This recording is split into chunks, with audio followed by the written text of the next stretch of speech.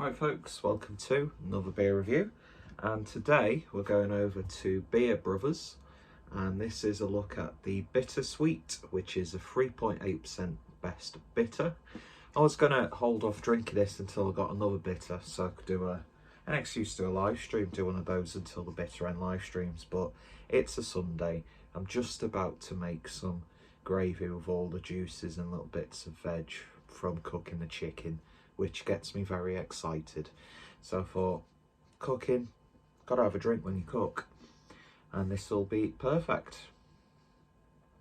So yeah, these guys are based out of Preston, and I've not had a Beer Brothers beer before, or I might have and not reviewed it. Picked this up from Booths in Burscough.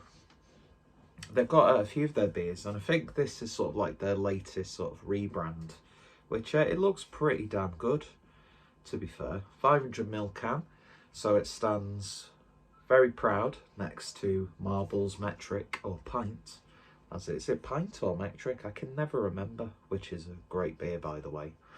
And I do love a good bitter.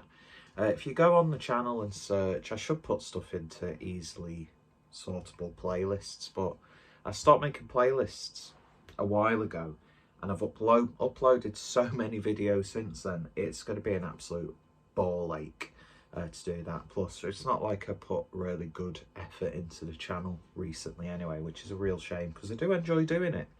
But that's why you'll see like a batch of videos uploaded, no thumbnails, no information in the description, and an unfinished title. So apologies about that. So yeah, anyway, but I will be getting a new phone in October. Don't date it because it doesn't matter. I'm gonna be a twat and get the seaside mark. I'm gonna get the I'm gonna get the iPhone 14 Pro Max, but I can't get it now even though it's been released, because I think obviously all the pre-orders and stuff. But I'm going to get that because I'm currently shooting this on an iPhone 11, which has got a great camera, don't get me wrong, especially when I'm taking photos. I've been getting back into my photography. And like, oh, why are you getting that? Well, I'm jumping a few generations, aren't I? If this was an iPhone 13 Pro Max, whatever, I wouldn't bother because there's not that much of a jump, and have I got tinnitus in my right ear at the moment? I don't know. It's just popped and it's a high pitch voice. At least it's not voices in my head tell me to hurt people again. So I thought, my contract on my iPhone 11 is coming up to the end, in fact in a few days time. Free Mobile won't budge at all on what they're offering. So I'm just going to get directly through Apple. Don't get me wrong, I'm not going to shell out the £1 plus to buy it outright. I'm just going to do it like that finance thing they do, and just get like a cheap, what's that? I can never remember what it's my brother suggested this because that's how he got his iPhone. Because I was like, oh, why don't you get a Google Pixel? It's like, I can't stand. I absolutely cannot stand Android operating systems. I've basically been having Apple stuff. I mean, I'm still on me Apple MacBook like 13 Pro from 2011. It runs like shit, and every day I've booted up, I'm thinking this could be the last. But I've had it since 2011, and it still can't really do too much editing on it in iMovie, which is why you don't really see too many edited videos on the channel. We're going into a big discussion about Apple. We've not even opened the beer yet, but I'm in a mood to ramble because if you know me in person, I'm not exactly the most chatty, and anxiety can just strike me at any moment. But yeah, so I've had this. Yeah, I've got it here. I mean, can only really work it with the power pack in. And if I take it out for a full charge, it's like dead in an hour. runs very slow, but do you know what? It gets job done. And I've I've pretty much had like iPhones and iPods and stuff, maybe since a couple of years before that, and I've always preferred them, even though Apple annoy me because they don't make any big, you know, leaps and stretches from product to product when that new product is being released. But I thought, I've got an iPhone 11, I could justify making that jump to an iPro. Just open the beer and shut the fuck up. So yeah, Beer Brothers Best Bitter, Bittersweet, 3.9% ABV, 500ml can, always appreciated. And yeah, I did drop it a couple of times before I started recording, but oh well, I'll just mop up the floor with my sock, as I tend to do. And I've become a Keith Haring wanker. I mean, you can't see it on camera, but there's two. Yeah, anyway. And I got these glasses, 2 tumblers from Typo in the Trafford Centre. Great little craft shop. Got a nice cup as well, and I got a Keith Haring like colouring book thing, where it's just like pull out like black and white prints on a really nice card that you colour in yourself. But they look good black and white, so I've just been putting them in A4 frames and like giving them to friends and stuff, because I really do enjoy Keith Haring, and I thought let's spice up the beer reviews with a Keith Haring glassware whilst wearing a Uniqlo UT Keith Haring collaboration top. Everybody's putting out like Keith Haring artwork. I mean, that Keith Haring, is it the Keith Haring Foundation? They must be making shit tons of money. Even Pandora, the overpriced, wanky. If you like Pandora, I'm not judging. It's just a stereotype. I've got a friend who's obsessed with Pandora. Always gets the little charms for a bracelet. I'm like, how much did you pay for that? But then again, I'm the cunt here buying an iPhone 14 Pro Max. I did actually research though. We're not going to get back onto the iPhone Apple debacle, but Apple do annoy me. But anyway, bit of a knobhead pour on this, obviously, because as I said, the can did drop a couple of times, went a bit Boris Johnson and look like him, and I can sometimes sound like him, which is probably why I haven't had for 2 years, but we won't get into that discussion. So yeah, beer in the glass then. Looks very nice, sort of like coppery, like a darker bitter, which I'm all for. Subtle sort of like dark orangey red tones in there, nice clarity. This terrible pour had 2 fingers worth of a beige, like soft beige looking head. And it does really look too much because there's hardly any of it in the glass. So presentation wise, on my end, isn't too good. And I'll just bulk up that head even more by pouring more beer into it. Well done, Pete. But it certainly looks like that head, I'm not even like saying full words at the moment. 8 minutes in, he's only just started looking at the beer. But that's why you come to the Clueless Drink. Well, the Casual Smokers Collective. It's still the Clueless Drinker when I do my beer reviews, but Casual Smokers Collective is it's a mindset, and it's a brand. It's not. It's just that way I can do the movie stuff, I can do the food stuff, I can do the beer stuff, I can do the rambly stuff. Coffee and comments, that could come back, and it's all under one umbrella with some offshoots. So when I become, just shut up and give it a sniff. It's got that sort of like nice, sweet, biscuity sort of aroma. It's a little bit of oatiness coming through. Oh, what's that? What are those biscuits that are really that are famous in the Lake District? Can't remember. It's got like a nice, sweet, caramelly, biscuity sort of very specific biscuit I'm thinking of, but I can't for the life of me. And I will be getting a Keith Haring tattoo because I want to get a sleeve started. Go proper for it. Just like a patchwork sort of tattoo sleeve. And Keith Haring and other artists will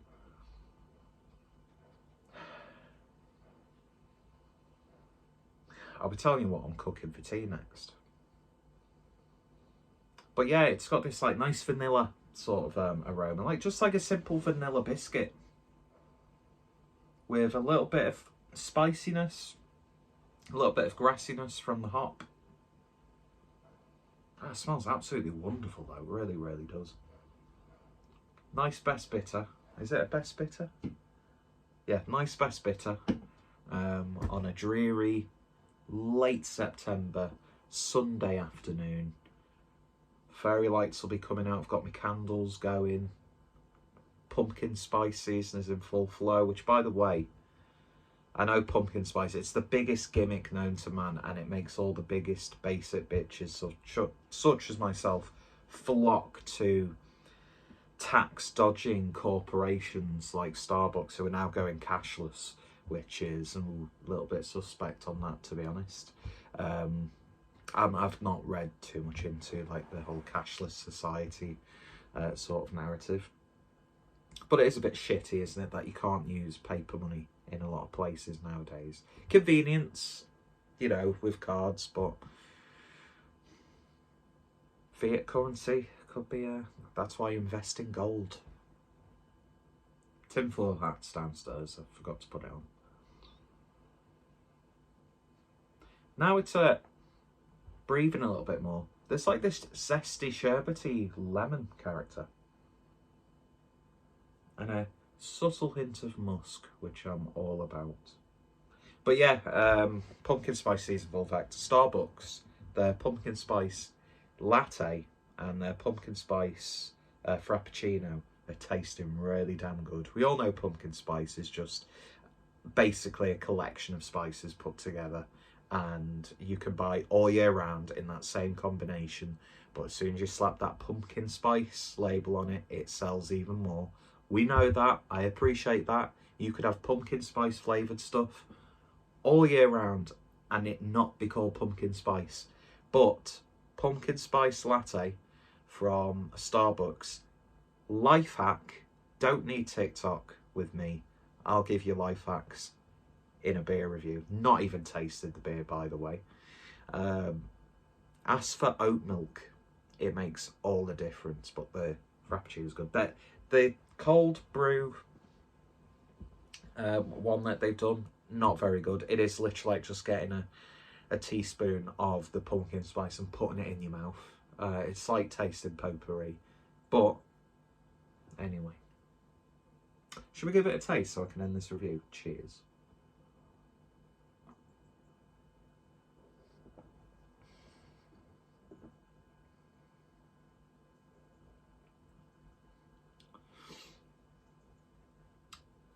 Now, I'm going to go into this knowing that I've had this can for a few weeks. It has been dropped prior to me reviewing it, so I'm going to take that into consideration. And I know it's only a 3.8 or 3.9% best bitter, but the body is a little bit thin.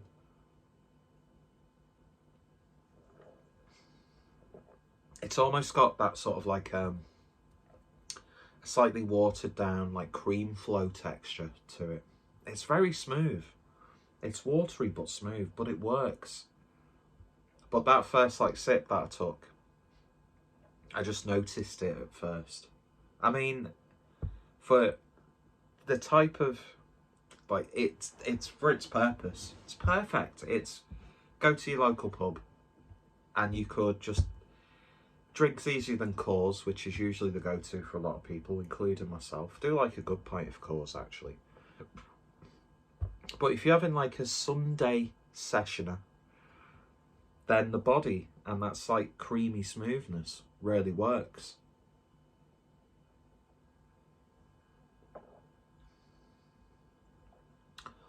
It's a very subtle tasting beer. You get a lot more in terms of aromatic quality than you actually do on flavour.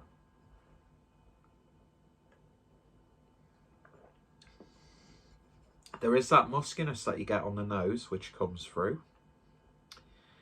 It's definitely more of a spicier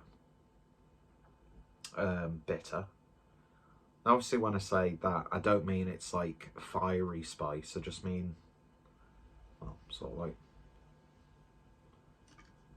and I'm probably just saying this because I talked about it, but it's almost got that sort of like pumpkin spice blend character to it.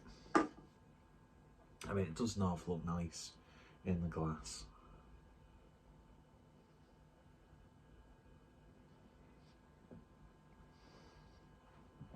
There's a nutty woodiness there. There's not really too much sweetness, as you might expect, especially from that nose. That earthy hop note comes through a little bit more. Slight woodiness there. I mean, now it's all poured into the glass. I mean, I don't think it's like can conditioned, or it's... Then again, it has sort of like slightly hazed up a little bit. So maybe there are little bits and bobs in the can.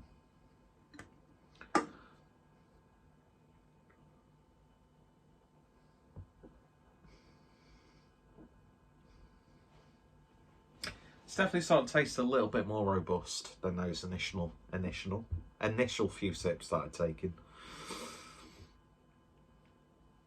And the more I'm drinking it, the more I'm really liking it.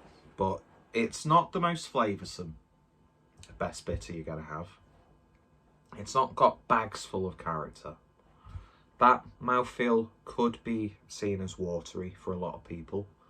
But if you just wanted an inoffensive bitter to sink a few cans down, that sentence doesn't make any sense. 6 cans of this on a lazy Sunday. Fantastic. I'd be interested to see what this would taste like on keg or potentially cask. Because I think it gives me that sensation that this needs to be on cask more than anything. More than being in a bottle, more than being in a can, more than being on keg. It needs to be in cask. And who would have thought that I'd become a champion of cask? Because for a long time, I just didn't get it. I thought, yeah, it's all right. Makes it feel a bit more gassier than like a keg beer. But I've really, over the past couple of years, started to truly appreciate good cask beer. I'm sounding like the complete opposite of like a close-minded camera member by saying that. I can tell you now that I don't think this beer needs 17 minutes of review, even though there's probably only about 3 or 4 minutes, because it's just simple. It's a simple best bitter. I would say there's much more flavoursome ones out there. But would I get it again? I probably would, you know, to bulk up that, because in booze it's like get 6 beers for 5. And sometimes, you know, you're not really... The range can, although it's solid for the most part, sometimes you're like, oh, I don't really want to get that again. So this would be good to sort of like bulk up, that sort of deal. And yeah, not bad at all. So if you tried it, let me know your thoughts, opinions down below. Links to the Beer Brothers will be in the description. I'm an illiterate twat, but we all knew that anyway. And yeah, thank you for sitting through this absolutely excruciatingly painful video. If it was bad enough for me being aware of how bad it is whilst recording it, fuck knows what it's like for people who've been sitting here watching it. And apologies to Beer Brothers if they're watching this review as well. But anyway, time to make some gravy. See you guys later. What more?